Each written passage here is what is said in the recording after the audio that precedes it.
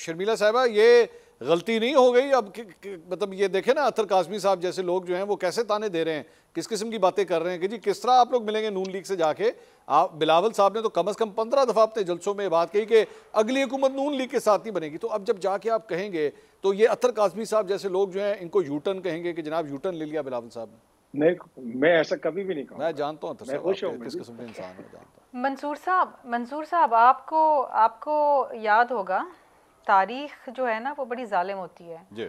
और तारीख शायद कुछ लोग भूल जाते हैं।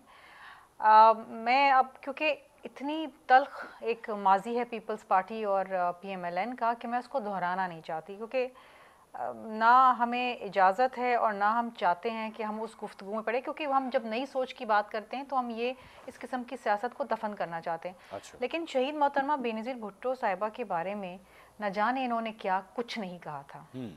मतलब ये तो कुछ भी नहीं है जो हम आज सुनते हैं। शहबाज शरीफ साहब ने आसिफ अली जरदारी साहब के बारे में क्या कुछ कहा था कि लड़काना में क्या करूँगा, याद है ना? घसीटूंगा सड़कों पे। Nobody has forgotten that. लेकिन बीबी शहीद ने 2006 में मिसाक जमहूरियत की मियाँ साहब के साथ। वो तमाम तलखियाँ रंजिशें एक तरफ रख के, बहुत बड़ा दिल था उनका। I mean she was a remarkable woman. मतलब और कोई होता शायद ना कर पाता, लेकिन उन्होंने किया। और वही मिसाक जमहूरियत वॉज द स्टेपिंग स्टोन, जिसके बाद बीबी वापस आई, मुशर्रफ को घर भेजा और ये जमहूरियत इस मुल्क में वापस आई। और बीबी ने तो अपनी जान का नजराना दिया। पाकिस्तान खप्पे का नारा लगाया आसिफ अली जरदारी साहब ने मियाँ साहब को। वैसे नहीं डॉक्टर साहब, बात लंबी हो जाएगी, मैं सिर्फ एक बात फिर जब पीडीएम बनाई, नहीं लंबी नहीं होगी, ये तारीख है, इस हकीकत है। नहीं, वो लाड़काना की सड़कों पे घसीटने वाला बयान 2006 के बाद आया था, जब हम लाहौर में खड़े थे, जब हम लाहौर में जी आया था ना, बिल्कुल आया था।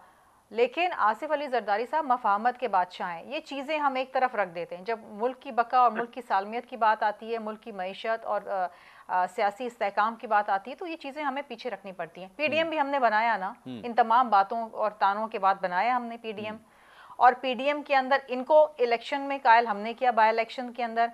ये तो इस्तीफे बैठ के दे के घर बैठ रहे थे। वोट ऑफ नो कॉन्फिडेंस हमारी तजवीज़ थी। ये तो कह रहे थे कि नहीं जी आप इस्तीफे दे के घर बैठ जाएं।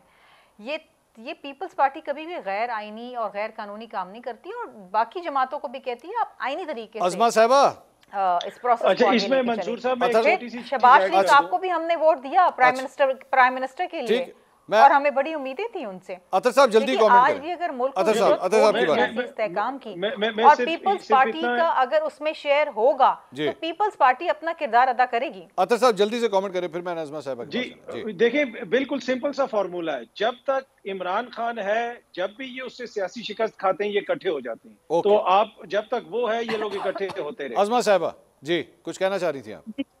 जाहिर है जब एक डाकू के साथ मुकाबला हो तो मुख्तलिफ जिलों की पुलिस को इकट्ठा होना पड़ता है। और जब इमरान खान जैसे डाकू का मुकाबला, तो फिर वो सिंध पंजाब की पुलिस इकट्ठा होकर करेंगी ना। अज़मा साहिबा चंगा डाकू है, आप दोनों से मिला के ज्यादा सीटें ले गया, कैसा डाकू है ये? एग्जैक्टली। और ये जो इमरान खान है ना, उसको 4.5 करोड़ उसके खिलाफ वोट पड़ा है प्यारे भाई साहब। उनको सिर्फ 1.5 करोड़ वोट पड़ा है, तो उनको 2/3 जो वोटर है ना उसने रिजेक्ट किया है। आपको कितना पड़ा?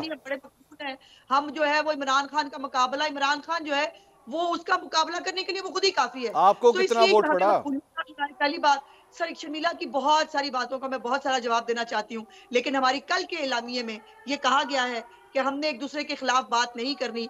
तो अल्लाह करे वो वाकया वो वक्त आए कि जब मैं शर्मिला को जो है वो बहुत दूर, ये तो 80-90 में चली गई ना, मैं शर्मिला को भी अभी जो 4 दिन पहले इलेक्शन हुए उनसे उनकी वाली जो कैंपेन के अंदर जो नई सोच दिखाई है बिलावल भुट्टो साहब ने, जो नाम बिगाड़े हैं, जो सब कुछ किया है, काश मैं उसकी बात कर सकूं, लेकिन अभी नहीं कर सकती क्योंकि मैं मना किया गया।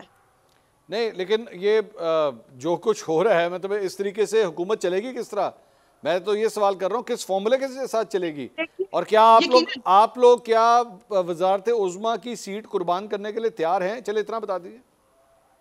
देखिए, हर तरह का ऑप्शन टेबल पे मौजूद होता है मंसूर साहब। ये मुल्क सबका है, ये मुल्क खाली नून लीग जहेज में नहीं लाई हुई है। इस मुल्क को चलाना, इस पार्लियामेंट को चलाना, इस निजाम को चलाना सबकी जो है वो उसमें होना चाहिए। और अगर हर कोई जो है वो पहाड़ पे चढ़ना चाहता है तो हमसे बड़ा पहाड़ तो कोई चढ़ ही नहीं सकता। आपसे ज्यादा पहाड़ पे कोई नहीं चढ़ सकता।